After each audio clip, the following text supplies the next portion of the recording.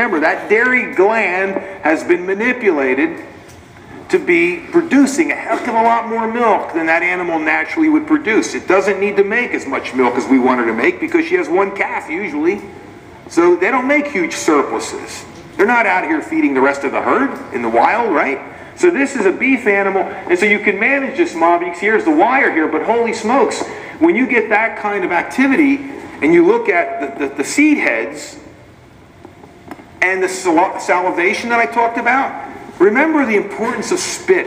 And Dr. McCullough said to me, he said, always remember that a healthy animal milking 60 pounds of milk a day must chew her cud 12 hours a day. And in that 12 hours a day, that cud will yield 30 to 35 gallons of saliva. That's a huge spittoon. It's a lot of spit. And the importance of that is because it recycles nutrients. It keeps it, takes it out of the lymphatic system, puts it in the saliva. Then the saliva contains all of these other wonderful compounds right here. There's the electrolytes. The one thing that's not on there, this is right out of the Journal of Nutrition, Dairy Nutrition, is nitrogen. It also recycles nitrogen. You see, so when you have an animal that's got a healthy ecosystem, it doesn't dump all this stuff out the back door constantly because it's toxic. It recycles it. The plants do the same thing. They don't waste. There's no waste in nature. Everything gets recycled. That's the first rule of nature. There is no waste. And in a healthy ruminant, there is no waste. Yeah, there's heat losses and there's gas losses.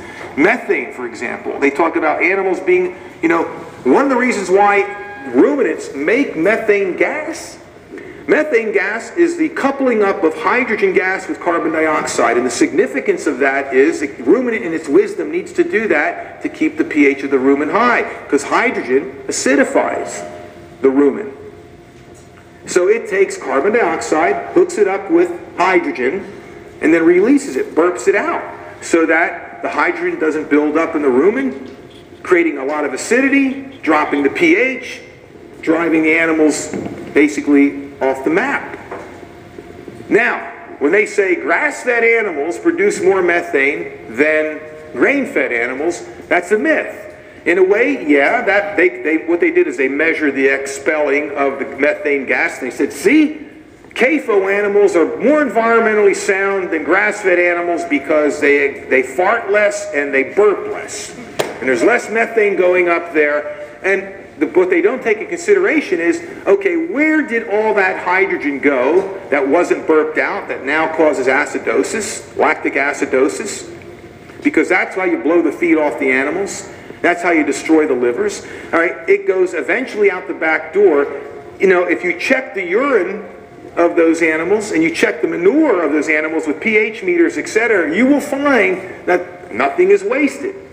And so you create nitrous oxides, and which are much more toxic than methane. It's right up there, worse than carbon dioxide. Nitrous oxides are what basically create nitric acid in the atmosphere, which creates acid rain, which is killing the sequoias. I was at the Sequoia National Park a decade ago with my son, hiking on that trail up there, and there's a sign by the General Sherman, giant tree. I don't know why they name beautiful trees like that after war criminals. I have no idea why war criminals get named it. It's unbelievable. So I'm looking at the General Sherman tree who killed how many people, and it says these trees are doomed because of nitric acid fallout, which is coming from the CAFO dairies in Tulare and car exhaust. Nitric acid comes down as nitric acid. Nitrogen gas, nitrous oxide, water, nitric acid, dead mycorrhizae in the root zone.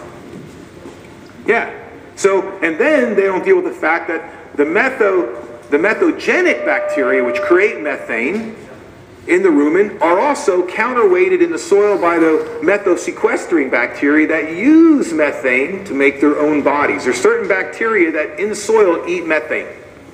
And there's certain bacteria in the rumen that create methane. Guess what? They have a relationship. And a grass-fed farm, when you take all this in consideration, is not only carbon neutral, it's carbon positive. It sequesters carbon and methane and nitrous oxide, all of it out of the system. I mean, yeah. Think the creator knows what he's doing? Not a clue. We know best. Wisdom without, cleverness without wisdom. So what we want to do is chew the cud, chew the fat. Uh-oh, here we go again. So here's my sprouted research, and you can see I had wheat, barley,